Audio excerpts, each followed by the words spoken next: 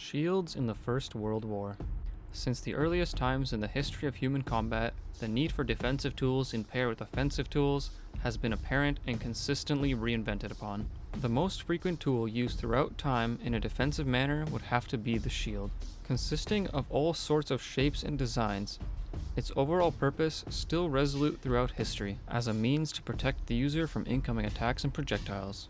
Since the medieval ages, the use of a mobile shield used by archers and infantry to steadily push the front of a siege was very apparent. It was commonly implemented and in turn would protect the attackers from the incoming projectiles from the defenders. This shield consisted of a wall-shaped design on a few wheels to provide mobility. The use of a walled shield had been extensively used throughout the Middle Ages and the early modern period, disappearing until the stale advent of trench warfare in the 20th century with the Great War. During the First World War, the creation and reimagining of infantry shields took on a new life as the stagnant trench warfare at the time made all sides seek a way to beat the stalemate. In efforts to move up the front lines, shield technology was revised to steel construction, with a few notable examples of infantry shields being brought into existence in the modern age. An interesting photograph exists for a Russian-produced infantry shield on wheels, with portholes for firing and crossbars for lifting.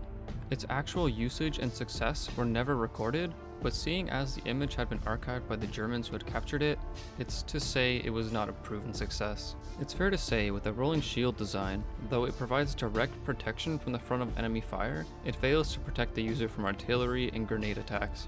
An attempt was soon made by the Canadians to have a shield for their troops on the front line. The solution was the Mac-Adam combination shovel, a thickened entrenching tool with an opening for use as a gun port.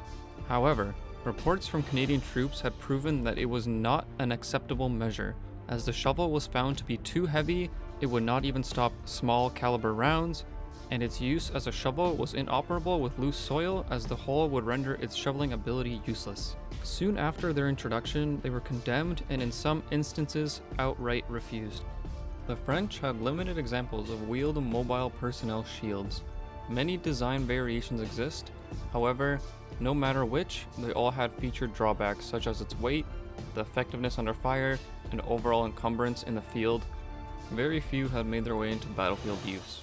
They had also made attempts at handheld portable shields, which had seen some use with many thousands of examples produced. This was known as the Dagre shield, designed to be worn on both shoulders and be a conventional arm shield. It had an increased protection from the wheeled shields of previous attempts.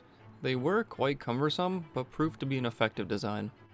The Austrians had come up with an interesting man-portable example which had doubled as armor and a deployable shooting position, allowing it to be used by troops to move and have a point of protection whilst also being able to be deployed and used as an effective miniature pillbox.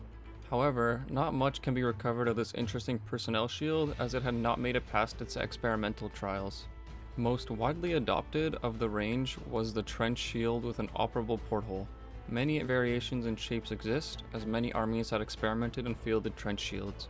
Adaptations were made to be included for gunners as well as snipers. Many trench shields were deployed in positions to prevent counterfire, and multiple shields could be stacked and brought side by side to be used as an effective shooting position, which was difficult for troops to counter. As of any static positions, artillery would be the greatest downfall of these emplacements. As a result, the Germans had gone to extended lengths to camouflage and blend their static trench shields, and went even as far as to have a number of decoys present.